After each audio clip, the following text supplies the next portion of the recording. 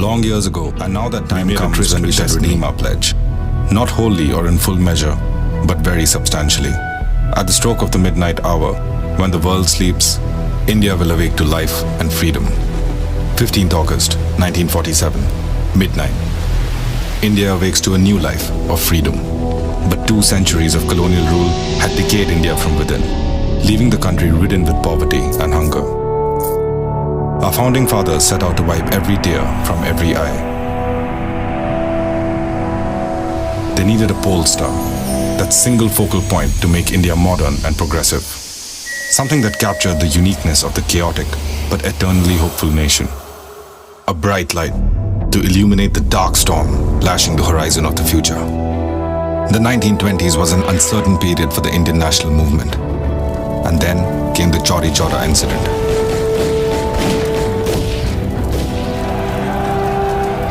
Mahatma had suspended the non-cooperation movement. 3rd February 1928. The Simon Commission arrives to review the Act of 1919 and was met with widespread protests as it had no Indian representation. The British, in their arrogance, proclaimed that Indians were incapable of self-rule and deciding for themselves. Lord Birkenhead, the Secretary of State, in response to the Indians' reactions, laid down a challenge at the House of Lords. The founding fathers rose to the occasion.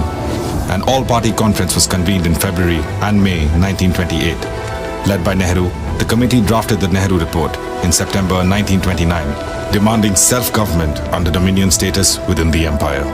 But Quaid-e-Azam, Muhammad Ali Jinnah, rejected the report, stating that from then on, Hindu and Muslim paths were different. He further countered the report with his infamous 14 points in March 1929. Meanwhile, the annual session of the INC was held in Lahore in 1929 under the presidency of Jawaharlal Nehru. They voted for the historic resolution of complete independence and declared the last Sunday of January 1930 as Independence Day. The resolution gave the British Parliament the ultimatum that if they accepted the report by 31st December 1929, Congress would adopt it as it is. If not, they would insist on complete independence. December 31st, 1929, the INC stalwarts gather around the River Ravi.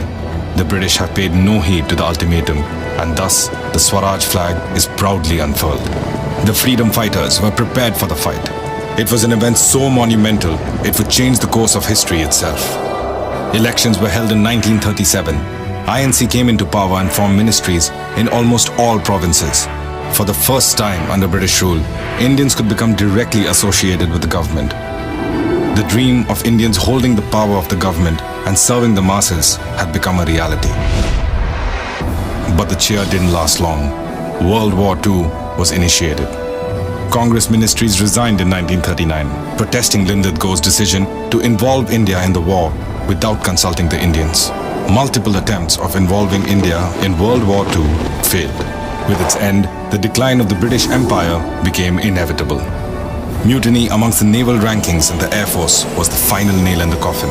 The Cabinet Mission Plan arrived in 1946 to try and reach a settlement acceptable to all major stakeholders.